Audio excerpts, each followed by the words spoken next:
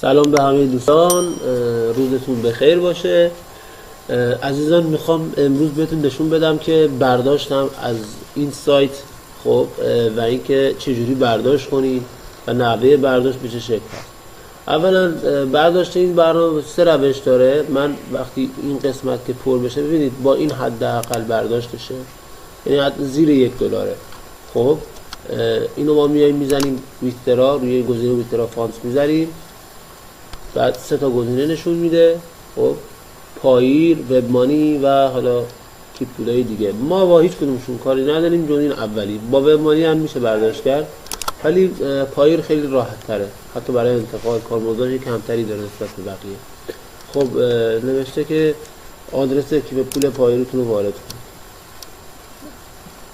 من اینجا باید آدرس والتم رو وارد کنم. خب من اینجا میخوام برداشت کنم، آدرس کیپ پولم رو زدم که معمولا کیپ پول های پایر بچه ها با پی شروع میشه، پی 1. خب میزنم روی کانتینیو و منتظر میمونم که پول انتقال پیدا کنه. بله، پروسیکر مسیج. آره، برای امنیت بیشتر برای شما یک پیام ارسال شد، لطفاً اون رو تایید کنید. بعد از اینکه تایید کردید دوستان، اون پول میاد به کیف پول پایرتون. خب من میرم جیمیل هم چک میکنم.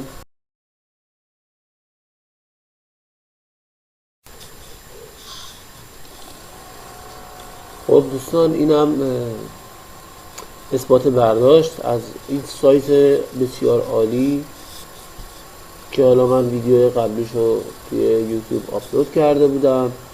این هم که اثبات برداشت، یعنی تاریخش هم مال امروزه، 5 فوریه. خب خیلی راحت میتونید برداشت های زیادی رو از این سایت داشته باشید. کاملا واقعیه، اصلا سرکاری نیست، وقتتون رو نمیگیره. واقعا بابت اون زحمتی که بکشیدم بهتون سریع پرداخت میده. خیلی سریع هم تبلیغات میتونید ببینید، یعنی تبلیغات زیادی داره، بی نهایت میتونید درآمد داشته باشید از این سایت.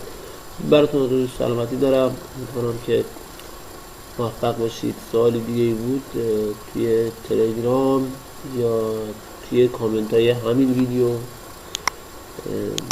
یا ویدیو قبلی بذارید، من جوابتون میدم. قربونتون برم، موفق باشید.